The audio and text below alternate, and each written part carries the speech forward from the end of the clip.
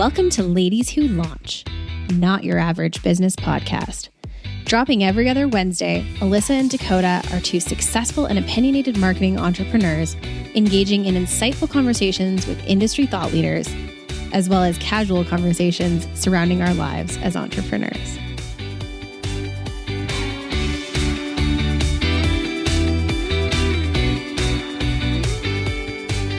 Welcome back to another episode of Ladies Who Launch with your co-hosts, Alyssa Berry and Dakota Kidby.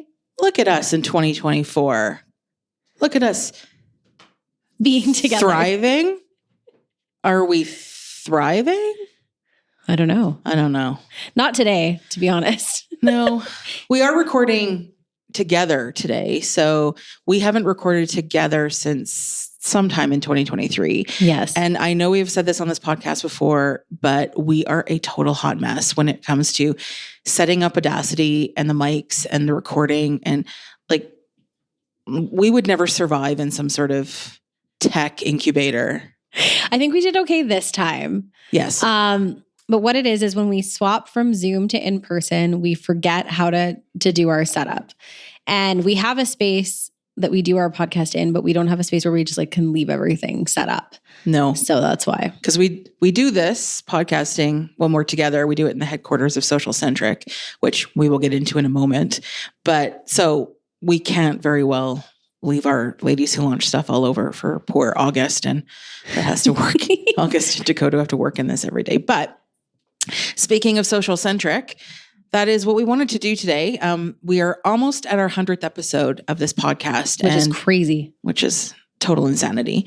So it's been 2 years since we started. And we thought it was a good time to sort of reintroduce ourselves. We have accumulated many new followers, listeners, social media followers in that time. So we thought it was best to reintroduce ourselves to everyone who's new. Yes. We know we have some very loyal listeners. So shout out to everyone who listens to this podcast every week and then texts us about it. Yes. Their thoughts. But we know that we have listeners from all over the world because we see you on our analytics. And sometimes we think that because we live in Calgary, everyone knows us.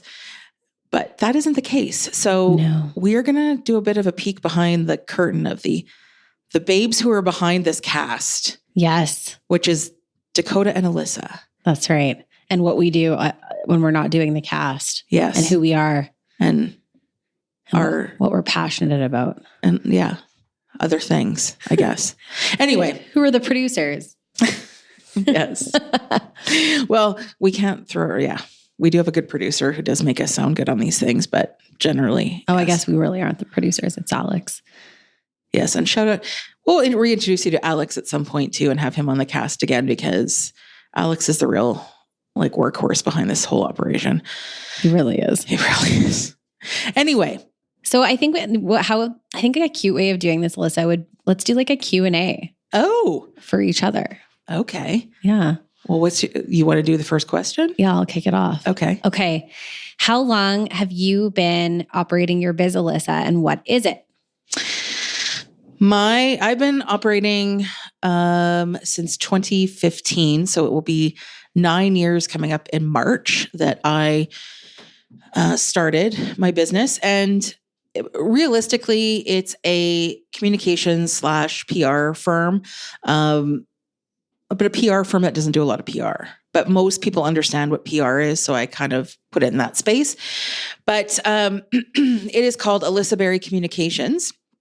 And the reason why I named it after myself is that every major PR advertising firm in the world is named after men and the men who started them, like Ogilvy Mather and Hill and Knowlton and rattle them off. And I was like, sorry, but if I'm going to run this ship and it's my operation, I'm naming it after myself. Because love that. I didn't actually know that about you. And that was really the gist. I was sort of waffling about if I thought that was a little egotistical, but my friends were all like, no, everyone else does it. And why wouldn't you? Totally. You can be the next Hill and Knowlton or the next Ogilvy and Mather, William Joseph, and all of those other organizations. So that's why. And the fact that my friend Carrie came up with the fact that it actually is ABC. So I use ABC a lot in my sort of shorthand because it's Alyssa Berry Communications. But what we do mostly is a lot of strategy work. We work with clients on, we do like sort of high level comm strategy that will align with their business plans. We work with a lot of tourism and cultural based organizations, a lot in the nonprofit space. And so we do not a lot of, I'm not a big proponent of big strategy plans because for the most part, they sit on shelves and nobody knows how to implement them. So I work more on a strategy, but like for lack of a better term, like a 5-page strategy that's implementable. Right. Because in my world, if it's not, you can't operationalize a strategy, it's a waste of money. It will sit, and the person who hired you to do this strategy leaves, and then no one knows what to do with it. So that's kind of what I do in a nutshell. I do a lot of crisis comms work because I do have a background in crisis.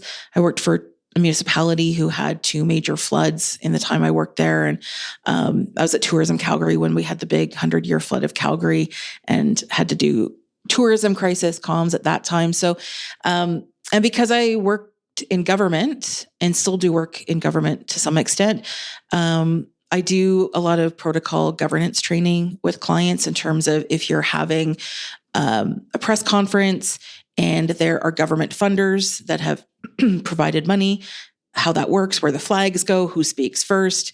It's amazing how many people don't know those sorts of things. And they're intimidating. Right? Like always a federal minister speaks before a provincial minister, speaks before a mayor.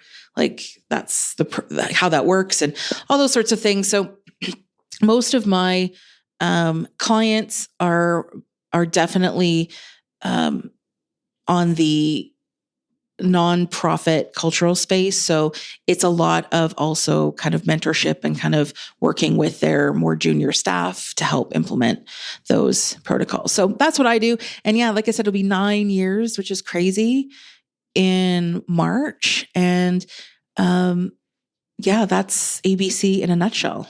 I love that. That's amazing. And it's a cool business because I think the thing that Alyssa and I are known for is we have an unconventional approach to our business, and the people that we play in the playground with have unconventional approaches to their businesses as well. And I think it's what sets us all apart. So, yeah. Yeah. And I guess that would be my question to you. And I brought it up earlier, but what is social centric? So Social Centric was born out of a need in the city that I live in for really good social media management and social content creation. We've since grown into a full-scale digital agency, and we are social-centric in nature. However, we work with a collective of people who offer everything from what Alyssa does to strategy, to web development, to Google campaigns, SEO, SEM, all the way through to public relations, media relations, influencer relations. We basically can offer everything under the marketing umbrella. But our value system and the way that we operate is we have a small core team so that we can work with kind of all walks of clients with any kind of budget within reason. And then we also are able to offer we're a one-stop shop, but in a way that supports the greater good. So our whole mantra is supporting other business owners and supporting multiple kinds of businesses. Where we thrive the best and have the most expertise, however, is really in the lifestyle sector, as well as a bit of the real estate sector. And a lot of our clients are in the nonprofit sector. So we do a lot of work for organizations that are doing better things to better their cities and the world. The other thing that we want to get into more is working with female entrepreneurs. So something that I'm going to be offering in 2024 that's currently being conceptualized is a facilitation practice that helps female entrepreneurs in specific spaces have build a business free from burnout. And so that's something that I'll be introducing a little bit later. But at the core of what we do really is social and digital. But because our clients often need much more, we give them the opportunity to work with really great business owners in our city and in our country. I'm going to take a moment because Bailey, our mascot, is currently wrapped up in my mic cords. We're needed a moment to remove Bailey from my... We're sitting at a glass table and I'm like trying to finish my pitch, and I'm like, all I can see is Bailey just like 1 foot in, 1 foot out, 1 foot in, 1 foot out. No, you can't. I mean, I love that you're here and that you want to like be in my lap, but you can't wrap yourself in the mic cords. I'm sorry, Bailey. Oh my God, she's so gentle about it too. I know. Anyway, well, yeah. So now we've talked about business, but I think in order to sort of get a sense of who we are outside. Yeah. Let's talk about that. Yeah. Let's talk about a little bit about how we are when we're not on this I mean, how we are on this podcast is pretty much how we are in real life. Like, as you can see, we are hot messes most of the time, but what are we doing? But we're also like, see, it's funny. We're hot messes, but we're also two of the most like pragmatic, organized, eloquent women that I know. But I also like, I think we live our lives in a way that's free from bullshit urgency, let's say, right? And we give ourselves grace if it's a day of needing to have what are they calling it now? A rotting day? Oh yeah, where you rot in bed. Yeah. Yeah. Like that's not something we're going to be like, oh my God, I failed because I had to have a rotting day in bed. No, we do love our bed. Yes. Okay. But Bailey. Sorry. Bailey, you are just a love bug. I get it, but I'm busy. She just gave me like major side eye. We'll tell you guys about Bailey. Actually, let's introduce Bailey quickly. Yeah. So Bailey is a 9-year-old Labradoodle. She is my family member. She's my girl. I don't like to say that I own animals because I don't agree with that nomenclature. But in any event, Bailey's my family. She's my pal. I've had her since she was a baby. And she and I are lovingly growing old together in our 1920s character home. We're both going gray and we're both middle-aged. So here we are. Here we are. We're all going gray. And it's great. Yes. We're just two single ladies in the city.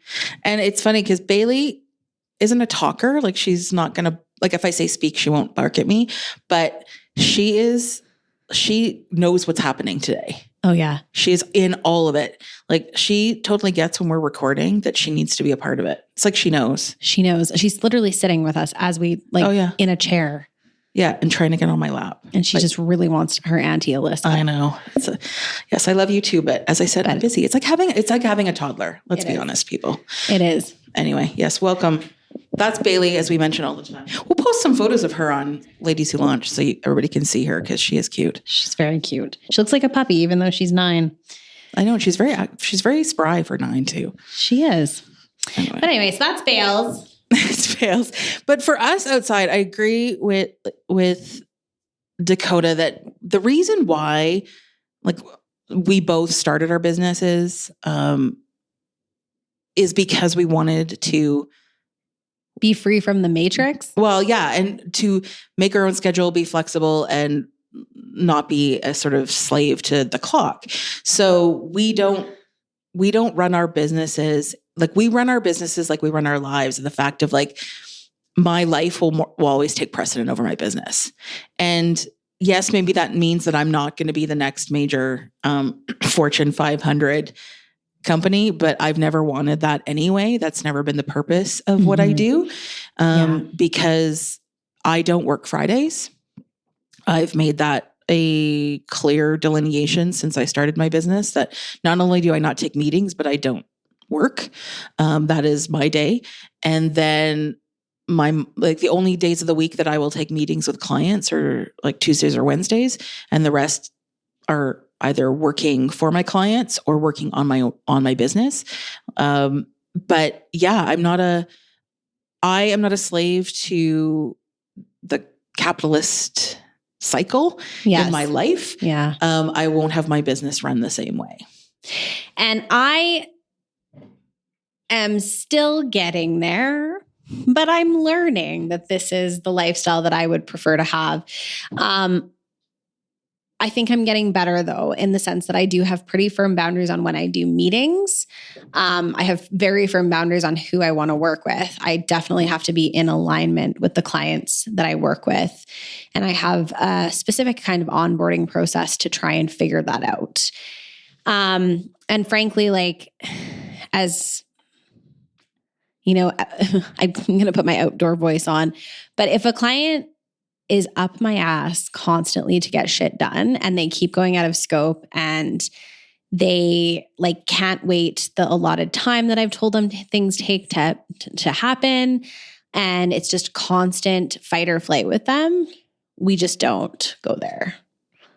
Because that can actually happen very easily with social media. And I will say that all of our clients currently know how we operate, and they're very respectful of that. Right. Yeah. So I guess getting back to what we're doing, what we do outside, for a question for you, for Dakota, what is your favorite day of the week? No, like what is happening on your favorite day? Oh, like what are you doing? What's like the best day ever for me? The best day ever for me would be getting up at a reasonable hour, because for whatever reason, as much as sleeping in feels good to me, it doesn't feel as good as getting up and getting at it. And sleeping too much like really messes me up. The last couple nights I've actually had really shitty sleeps, and I'll go through those periods in time, and then I'll oversleep and I feel terrible. So anyways, it would start with me getting up at a reasonable hour, which for me is like on a weekend, 7 a.m. during the week between 5 and 6. Getting up, having like a really solid 2 hours to go to the gym, do some journaling, and just have my time before I start giving it away to other people. And I would say it's a toss-up between like a work day and a personal day. It depends what's happening within the work day, but if I'm working on a really cool project and I have some really cool meetings where I get to brainstorm with people and dig into their business, those are my favorite days during the work week.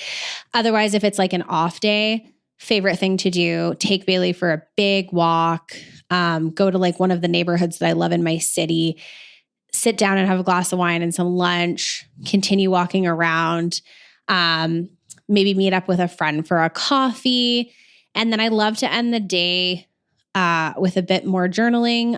Something I've been doing recently that I found is really helpful for me is just reflecting on my day. One of the things I've been struggling with so much is like just feeling like life is going by so quickly.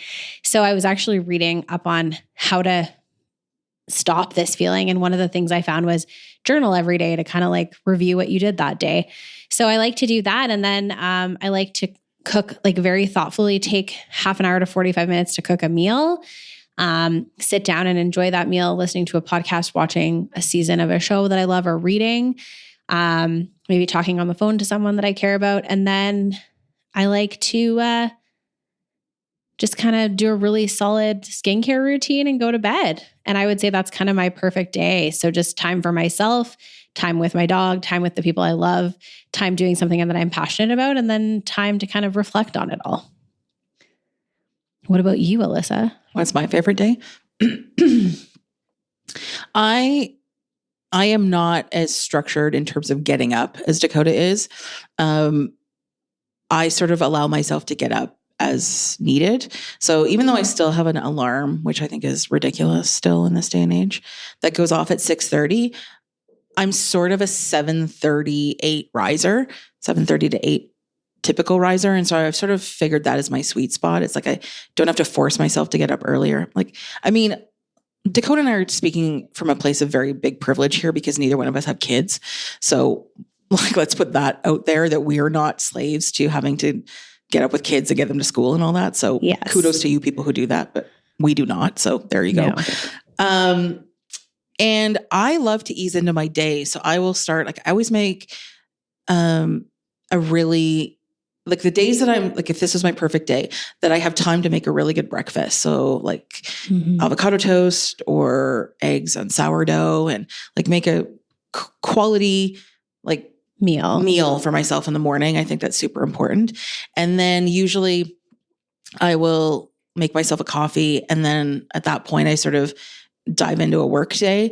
But yeah, my perfect work day is the same as yours in terms of I don't have a day full of meetings. It's a deep dive client day. So if I'm working on a report or I'm working on a plan for them, or I'm doing some stakeholder engagement where maybe I get to talk to some of their employees or some of their board members, things like that I love to sort of dive into, is sort of my ideal as well. And, well, I don't have a dog, so I don't go walk in that respect, but I do love, to go to the gym, and I'm a weights person at the gym. I'm not so much a cardio person. So I go to the gym and like in and out in 40 minutes to do a weight workout. Yeah. But I like to schedule those sort of mid-afternoon, so like 2:00, so that no one's there, but I get it in. And then that's sort of my time too, where I'll listen to a podcast or I'll listen to an audiobook or even a playlist or something like that. But that's kind of my time to kind of I do a lot of thinking at the gym, and I'm sure a lot of people are the same. Just you probably do a lot of thinking on your walks. Yes. It's kind of like where I have my moments to think about where I want my business to go, or how I want to do this, or what's going to happen there, or like plan a vacation, or those kind of things sort of happen at that time. And then I don't love cooking as much as Dakota does. I am a good cook, but I don't love cooking for myself. I find it depressing. I love cooking for other people. So if I was able to have a dinner party every night, I would love that. Yes. But cooking for myself, I just find depressing. So usually I will have cooked something, like batch cooked something on a Sunday. So I'll pull out chili or vegetarian lasagna or something that I've made out of the freezer and make that for dinner. But yeah, it's kind of, and then the evenings being mine, like I love reading. My goal this year is to read 85 books. I'm 12 in right now, and it's the third week of January. Some of them have been faster than others, but yeah, that's my Goodreads reading goal, or whatever you have to reading challenge. So if anybody else has their reading challenge going, but that's sort of my goal for this year. But how I'm getting there is that I have canceled all of my streaming services, like Netflix and Amazon Prime and all of that. And I've also taken like the social media apps off my phone, so that I'm forcing myself to read more, listen to more podcasts, all that sort of to make me a better person, and not just consuming, right? Yeah.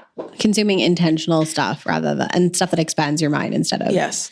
And if I get into bed with fresh sheets, fresh sheets are I would wash my sheets every day if I had the time or inclination to do that. Yes. I love fresh sheets. It's my absolute favorite thing. And actually, this leads perfectly into my next question. I was going to say, what are 3 really unique things about you? Okay. This is maybe a little woo-woo for people, but I am a very prototypical Aquarian, in the fact that I am like, Aquarius is the humanitarian zodiac sign. It's the most humanitarian zodiac sign. And sort of, I'm uniquely always wanting to save the world in that way. So, I'm unique in the fact that I want to save the world, but I'm also super, blunt about it. Like Aquariuses are also very straightforward and get shit done. So yeah, I'm sort of a prototypical Aquarian in that, like, I'm very vocal about my beliefs and my values. I don't expect people to be like me or believe the things that I believe, but I'm very vocal. I'm not just bitching about things on Twitter or social media. I'm like involving myself to do things to make things better. The other unique thing, I guess there's 2 sort of travel. Well, one's a work-related thing. I mean, I launched a 32-foot cowboy hat in the Toronto Harbor. That's cool. A floating white Calgary cowboy hat in the Toronto Harbor as part of a activation we did in Toronto when I was at Tourism Calgary. I also almost got arrested on the train platform in India because we didn't realize, you actually had to have a ticket to get on the platform because the whole sort of front area is open.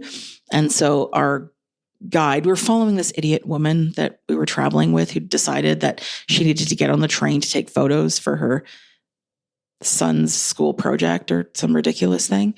And so we had to like follow her to try to grab her off the train before it left. Oh and then, my God. Yeah. So the train security or train police came up and started talking to our guide in Tamil.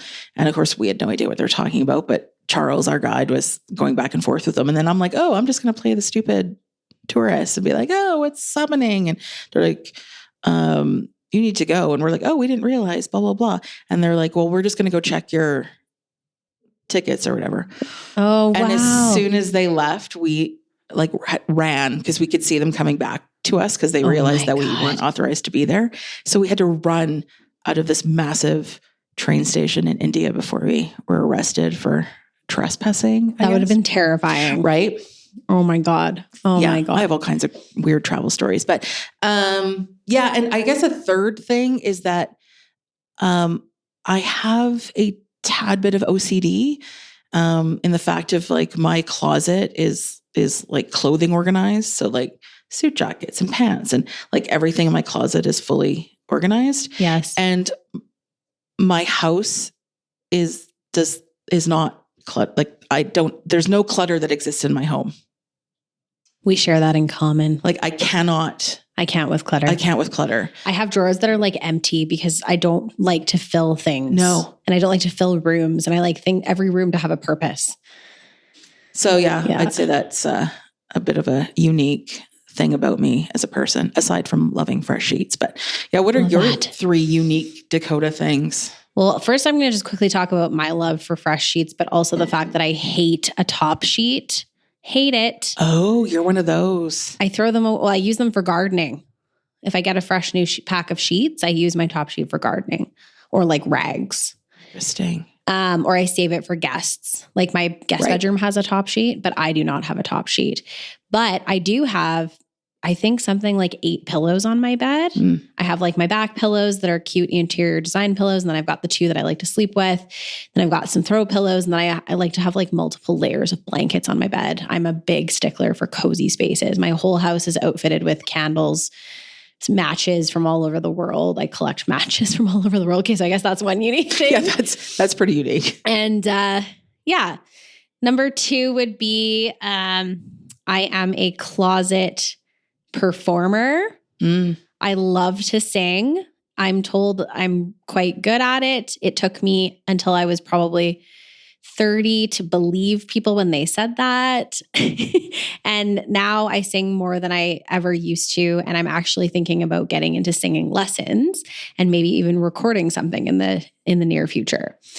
But I have a deep, deep love for music. In general, I grew up around a lot of music. I grew up with a musician for a stepfather.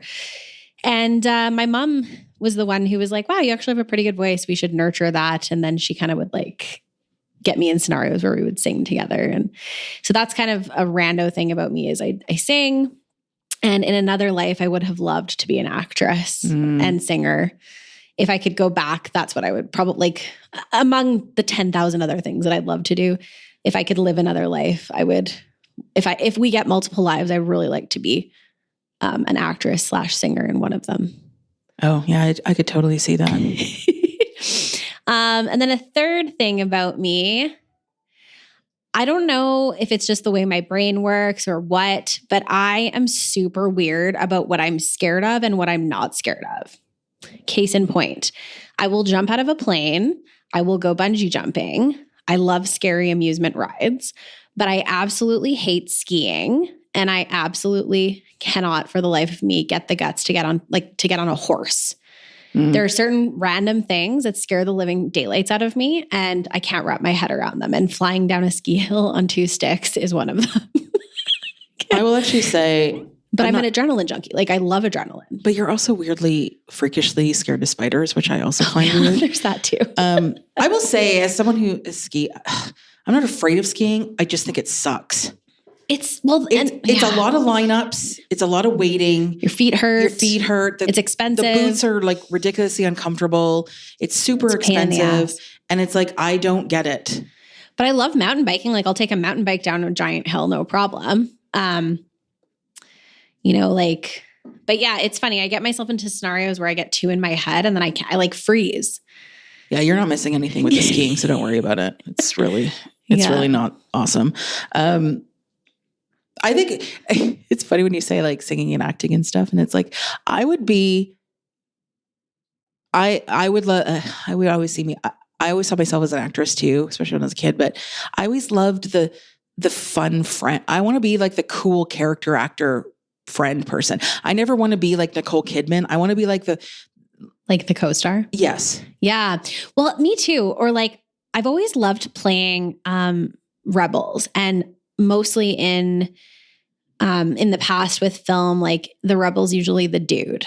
And so as an example, when I was in my early 20s, I actually did do a lot of acting, and I did quite a big performance through a theater company here in Calgary. We did a production of The 12th Night, and I got the lead. I was Viola, and I had to act like a dude half the time because she's disguised as a man.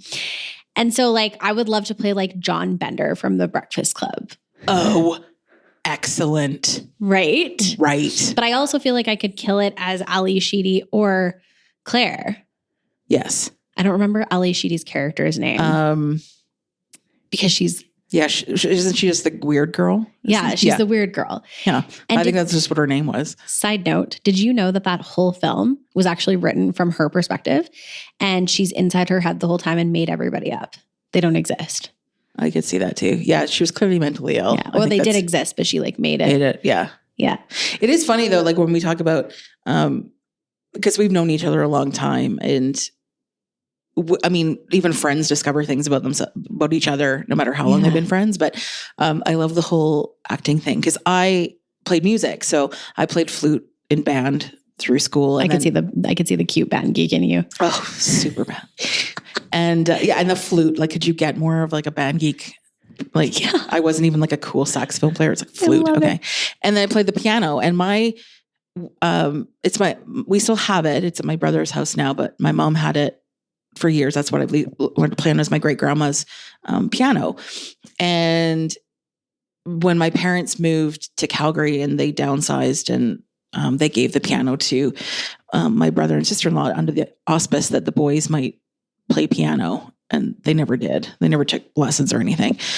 So I have requested to get this piano back. I was just going to say, you should have the piano. Right. And I mean, technically, I think it would, if my mom wants it, I think it should go back to her. I think there's a space in their place that it would fit. But regardless, I've asked that this piano be returned to either my mother or me, because I would like to get back playing. And it's funny how when you look back on your pre-teenage self and how much I hated piano and practicing and all that stuff. And it's like, now I would love to sit and like, oh my God, me too. And 100%. It's this beautiful old like piano from like the early 1900s. It's probably like a Wurlitzer, like something amazing. It's great. Okay. And it's like that old, and it's got like the ivory inlay. Oh, like, beautiful. It's the cutest little thing. Like, it's not. I love piano too. I can play like 2 songs. I would really like to learn. Right. And it's funny how you sort of get to that place. And I just, at Christmas, when I saw that poor piano sitting there in the living room, I'm like, so I've told my mom, I'm like, we need to get this sorted this year to get this, to basically save this piano. Yes. And whether it goes to my mom and mom and dad's place or mine, I'm like, it needs to be played. Like, it's been sitting. And so we know it's going to require some work because it's been like unplayed and sort of sitting there for all this time. But, and it may be not savable, but I think we can make it, because I'm just like, oh no, you sort of have these moments, and it's like, I would love, in a moment when you're trying to like think of, like, if you're in a creative funk, or you're sitting at your desk and you just can't think of like content, or you're having trouble writing or whatever it is, to be able to go and like, just and do it, take your mind off it and go sit and play piano for 15 minutes. So that's one of the things that I hope to have happen in this year, is to get my great grandma Jackson's piano back. I love that. So speaking of that, what are 3 other things that you love to do? That's like regularly on rotation for you. Well, as I mentioned, I'm a huge reader, and I think reading is the cheapest, easiest, and most the greatest thing to be able to do to sort of open your world up in multiple different ways. Like I use the Libby app. And if for anybody who knows, the Libby app is awesome. It's basically attached to your library card. So it's so much more financially responsible than buying, downloading books off Amazon or whatever all the time. And it helps me read more because even on Libby, you can get access to newspapers and magazines and all that kind of stuff. So that's a big thing to me. The other thing I love doing, and it can come in various different ways, but I love teaching and mentoring.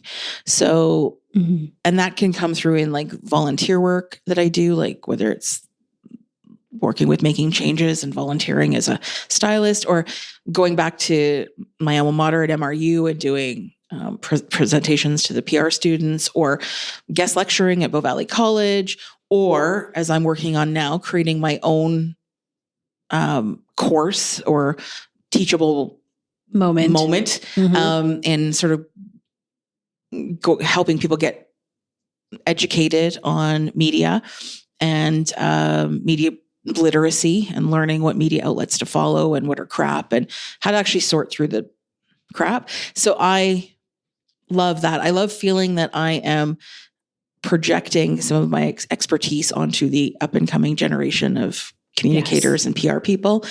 And it's funny. I also love being an auntie. Love these answers. They're not your run of the mill answers. They're great.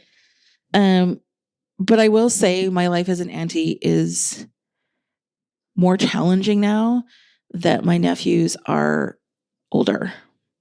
So they're 17 and 21. And your influence and being the auntie is just not the same as when they're younger. So I'm sort of having a bit of a crisis about it. When they start to like live their own lives and they're at school and moving away and all those sorts of things. And so, but for like 18 years of my life, I have so much loved being an auntie. And I'm probably like a parent that has kids that are moving. It's probably not on that scale, but I feel that way. It's like you no longer aunties are really important. Yeah, I know you feel that way. Yeah, I get that. It is. Yeah. Anyway, but yeah, so those are kind of three things that I love. Oh, and I mean, and this is like just my capitalist, whatever. I love shopping for makeup and skincare. It's like fun. Sephora for makeup, but I can't express to you how much I love HomeSense. And HomeSense is like my safe space where I can like wander. I don't care about buying it. Like honestly, IKEA and HomeSense are if I like need to get in a good mood, I will go and wander around a HomeSense like on a Wednesday morning if I just need to get out of the house. I'm like, it is just amazing. I love that. Well, and so something about me that I love to do is interior design. Yeah.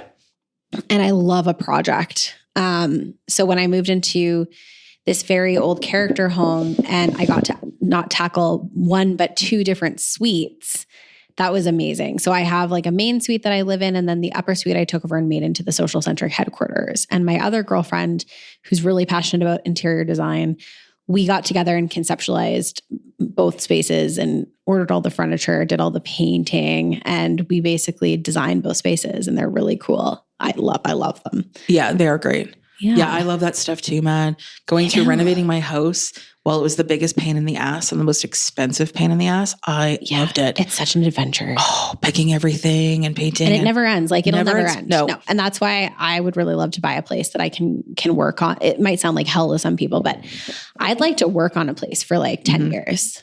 And so I would love to sink some money, but like to do it over 10 years. Yeah. So like I'll start with the kitchen, and then I'll do the living room, and then I'll do the bathrooms, so on and so forth. But I'd buy something that had good enough bones that I'm happy in it as I'm going along. But I would never do like a full reno wall at once. No. Well, that would scare me. Yeah. And there's no point. But that's why it's like really, if anyone's looking for homes right now, look for homes that were built in between the 50s and the 70s. Oh, don't tell them that. They're disappearing. They're just, I know, but like those are the hardiest bones. Yeah. Homes. Well, even this one, even the house I live in, like, but homes that are this age, like the early 1900s and whatever, you may run into a lot of electrical plumbing issues that are going to cost you, but you know that like between the 50s and 70s, that's still all decent. They have the coolest structure. As much as I love the aesthetic and the architecture of these old like early century homes, like they're my favorite, but from a ownership perspective, they could be a bit of a money pit. But yeah, I'm with you. I 100%. Love a good interior design. Good interior design, man. I also love to hike. Yeah, I know that is not. And I love nature. This is where we diverge.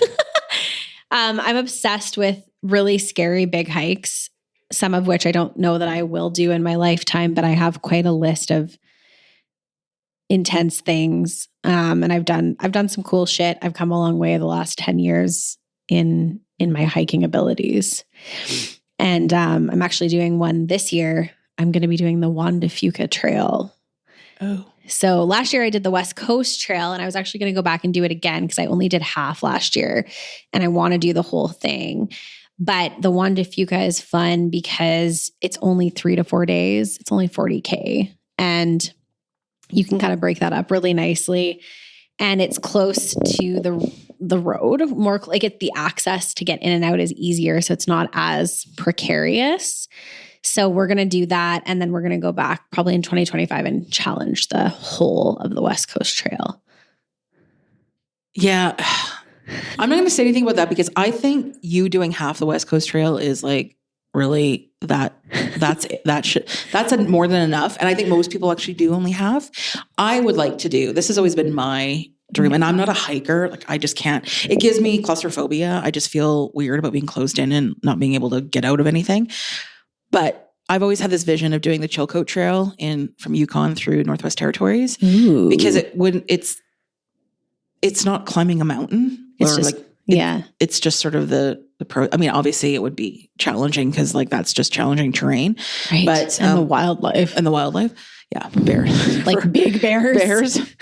But that's always sort of been like one of those weird things brave. I have in my head. But yeah, I just can't do, I'm sorry. And a lot of it, I mean, my best friend's brother-in-law died falling off a mountain, and I have like weirdness about that. But yeah, I know my friend Patsy is a super big hiker too.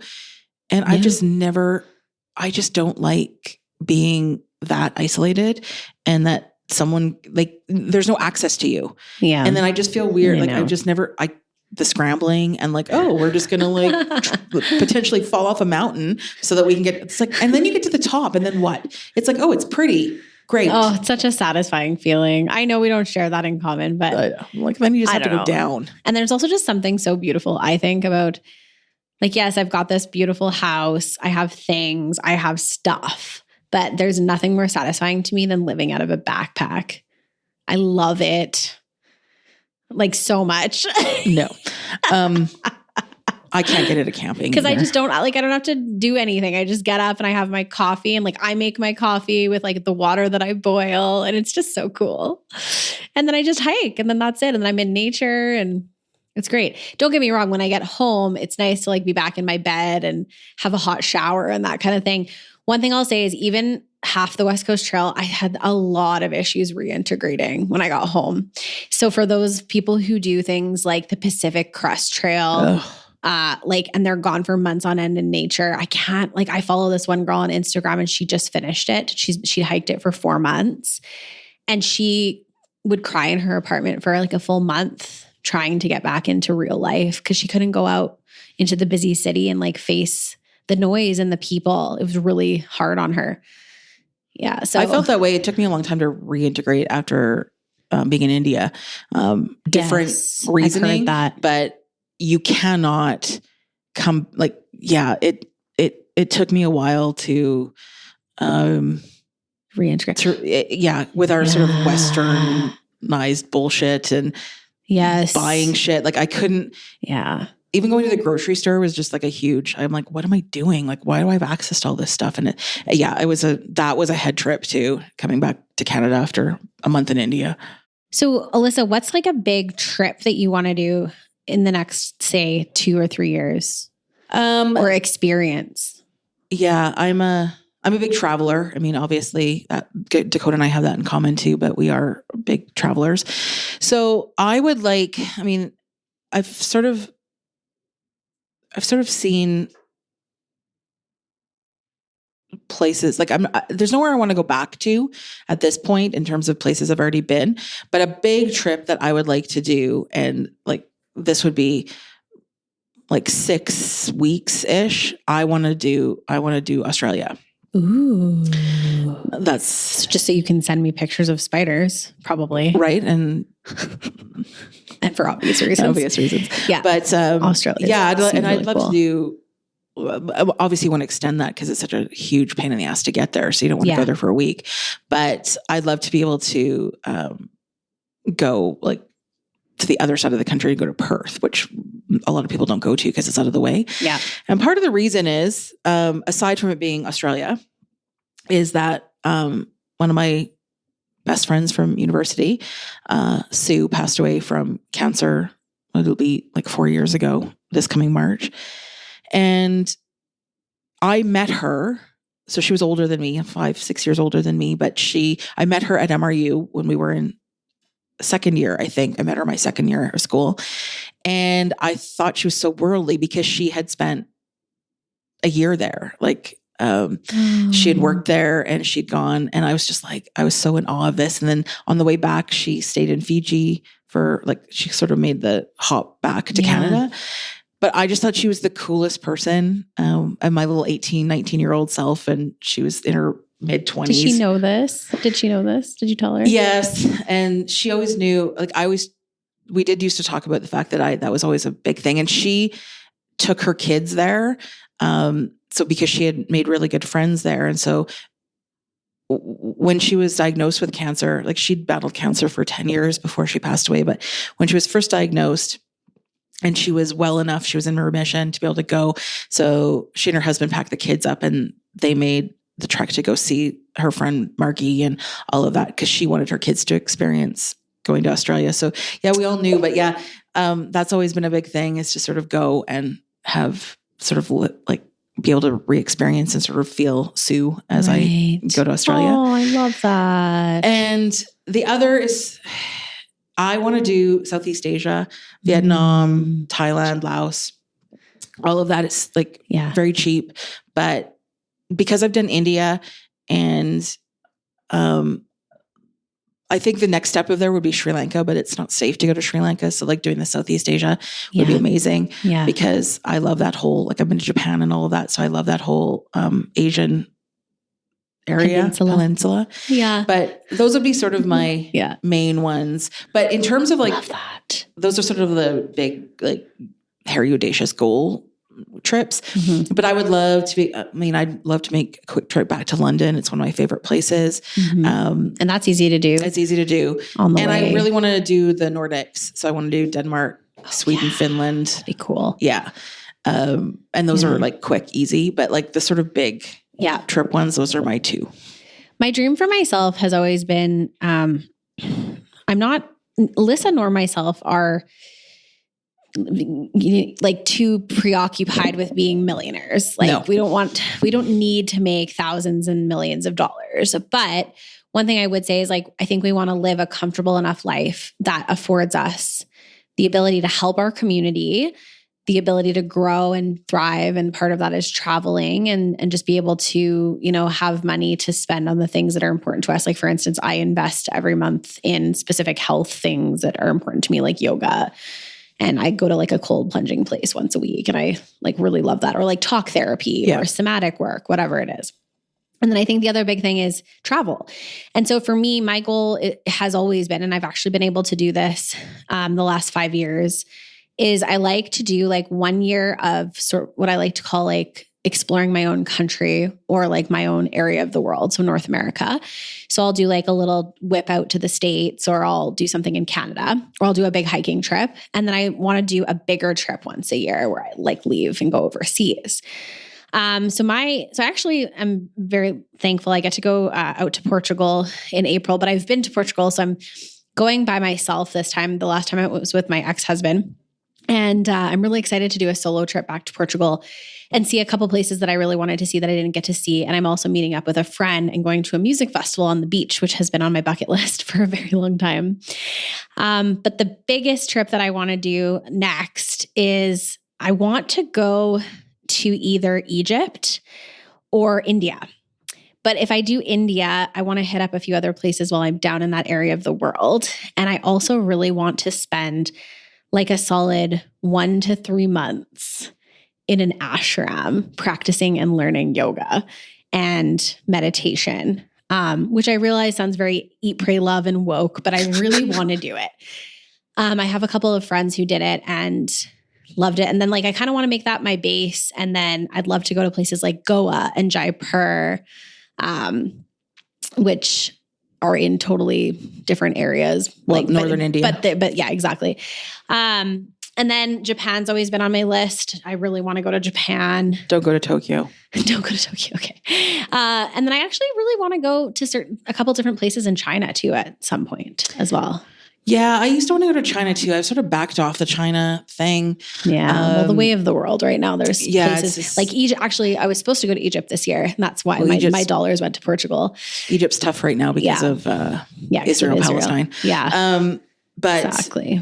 Yeah, I think it's. I've sort of done the States. I think the only place I would still like to go in the States maybe is Nashville. It's so good. But yeah, I've done What Florida. about New Orleans? I really want to do New Orleans. Yeah, maybe. But yeah, like the Florida, I have no interest. I would go back. I do love New York City. I'm not going to lie, but same. But I've done, like San Francisco is great. Seattle, all of that on the West Coast. But I've been to Minnesota, like whatever. Me too. Just random. Just drove, camped overnight or something. And then my brother went to school in North Dakota, so I can honestly say I've been to North Dakota, and there's no reason to ever go back to North Dakota. There's a waterfall there that's kind of cool. I think that's in South Dakota. Oh, maybe that's whatever. Anyway, but yeah, I'm sort of the States is no longer on my top 10 of I've. There's a couple places in the States I still really want to go. I also love Hawaii. I spent a lot of time in Hawaii. Funny, I don't consider Hawaii American, but that's weird. I don't either. It's a very special, sacred place to me for many I've been reasons. like 6 times. I love Hawaii. Same. Yeah. I really want to go back there to do some hiking. Alyssa's like, I'll come with you, but I'll just live on the beach and read. I do like the rainforest. Like in Kauai, they have the Nepali coast. The Nepali coast. It's beautiful. Beautiful. That's where I want to. That's where I want to hike. But the one I want to do is a 2-day overnighter. I am not going to Hawaii to backpack. What in all the world? Come on. That's ridiculous. It is one of the most beautiful beaches you'll ever see in your life. It's only accessible by boat and hike. Well, I have flown over the Nepali coast. I have like seen it by helicopter, but same. It's like whatever. And the water. I've seen I've hiked to the waterfalls and stuff, but there's a lot of waterfalls on this hike, Alyssa. But in any event, part of me has to get to New Orleans at some point, just for the music and the food and like. I like the Nashville angle of that. And the reason I like Nashville, I think more than New Orleans is because, New Orleans with the food and sort of the French Quarter. But I like the Nashville because not only do you have like Broadway and like where all the bars and the whatever are, but there's like places to go outside. So like there is a lot to do in Nashville. Hello? There's a lot of Nashville stuff that's cool. I want to go to Dollywood. I really want to go. So I went to Nashville for a bachelorette and it was really fun, but I want to go back and I want to do Nash and Dollywood would be cool. And then I want to drive to Memphis. Memphis would be cool. I want to see obviously all the Elvis stuff. Go to Graceland. Even though I'm sorry, unpopular opinion, Elvis was a fucking misogynist. Oh, he was terrible. And a pedophile because he met Priscilla when she was 14. Yes. I guess it's not technically pedophile. What is it? A homophile, whatever, that likes teenage girls. But I'm like, sorry. No, he was terrible. And just the way he treated her. Like, I'm sorry. All of it. To this day, she says that it was fine, but I disagree. No. Anyways, and then I'd love to end in New Orleans and do like a road trip. Yeah. I've mapped it out. It's only like 2 days of driving. But you stay overnight and stay in the places. And then you fly out from New Orleans. Yeah, I could do New Orleans. I mean, it used to be higher on my list than it is now. It's sort of fallen. Well, just you generally, should get United there States soon, is though, just not. Because New Orleans and Venice are going to be kaput within probably about Venice 20 would be tough, years. eh? I really have no interest in going to Venice. But I do love Italy. But Venice is not on my to-do. So there's a lot of stuff about Alyssa and I. Do you feel different about us now? Is. Yeah. Do you think we're better or worse? I don't know. People are probably like, who are these two? You guys decide. We'll let the public decide if we're good people. I'm going to ask one final question before we jump off here. Actually, 2. I have 2 questions that I want both of us to answer. My first question is, what is something you really want to accomplish this year? And it could be something that's like within your work, within like who you are as a human, whatever, like within the design of who Alyssa is, whatever. What's one thing you want to do or change or like improve on this year? And then the second question I have for you is, what is a boundary that you have in your life that is like a hard stop boundary? If it gets crossed, it's like a deal breaker with anybody. What do I want to accomplish this year? I think work-wise, I want to... You can only pick one. Okay. Well, I guess this, I want to be able to get my media literacy course done and out there. That is a goal that I have for myself this year, because that is something that I think is needed in where we are as a society right now, and just the people just getting misinformation and spreading misinformation and spreading nonsense that they find on Facebook. So that's important to me. So I would say I'm giving myself that thing that I need to get that done. And in terms of a boundary, I will not ever, like I don't know how to say this. I do not take, what's the word I'm looking for? It's not lying, but it's like inauthentic people. Yeah. If you misrepresent yourself to me, that is a boundary that we will never come back from. I love it. That's a big one for me too. Personally and professionally. If you come to me or and you misrepresent who you are, we're done. Love that. And I have fired clients for that. Oh yeah. Yeah. And actually I'm going to call out a client right now because I love her, but she literally said to me when we started working together, she's like, I am challenging to work with. Like she sold me on exactly who she was. Mm-hmm. And that's who she's been since day one. But like not in a bad way. But no, it's been a great learning experience. She knows who she is. But she knows who she is. And she's one of the most authentic human beings I've ever met. And I really love working with her for that reason, even though, yes, sometimes we don't see eye to eye. Okay. So one thing I want to work on this year is I want to continue my journey to becoming a more whole person. So what does that mean? I want to dig really friggin' deep to figure out what my purpose is so that I can live and breathe that in my everyday life. So that touches work, touches personal relationships, touches just how I conduct myself. And also like how I have boundaries. And I want to very actively heal some of the major hurt I've experienced in my lifetime by sitting with it, trying things out. And I really want to, and I know it's not going to happen overnight, but like I really want to heal some of the stuff that I know triggers and hurts me in many scenarios in my life. And a lot of it is much like everybody else, upbringing stuff. Yeah. And my relationship with my mom. So I want to actively heal that stuff because I've been ignoring it for a very long time. And it's like not hurt me, but it's prevented me from being a happier, more whole person. For sure. And I'm really great at doling out advice to other people, but not taking it myself. Aren't we all? And then a boundary with me is basically respecting communication. Anybody that comes into my life, respecting communication. I don't enjoy people who bottle their feelings and let things fester. I don't really align with people who do that. You don't have to come talk to me right away, but you got to come talk to me at some point if there's a problem. And if you disrespect me by, talking with someone else about a problem we're having in a really rude way, or you badmouth me for like no reason, or you like disrespect me by way of, what my boundaries are and you cross them like more than 3 times, I'll give you 3 chances and then that's it. If you're working on something and you're not like listening and like chance number 3 comes along and it's continually becoming an issue, like I will cut you out of my life. Yeah, I'm the worst. I'm actually probably too good at that with cutting people out of my life, but yeah. And that sounds harsh, but like I will give all of my love to people. Oh, and then I think that's probably, I mean, to end this, because honestly, you've spent an hour with us. Are you awake? Are you doing okay? This is the longest episode we've ever taped. But as we end, I think I can say this for Dakota and I, is that we are great friends when you are in as our friends and our people. Yes. Yes. We will bend over backwards. But if you are not our people, we're not mean. No, but you're just not. We just don't. Yeah. We don't give chances. Sorry. Oh my God. It sounds so harsh. Yeah, but anyways, this has been another episode of Getting to Know the Ladies Who Launch, and we will see you next time for our 100th episode.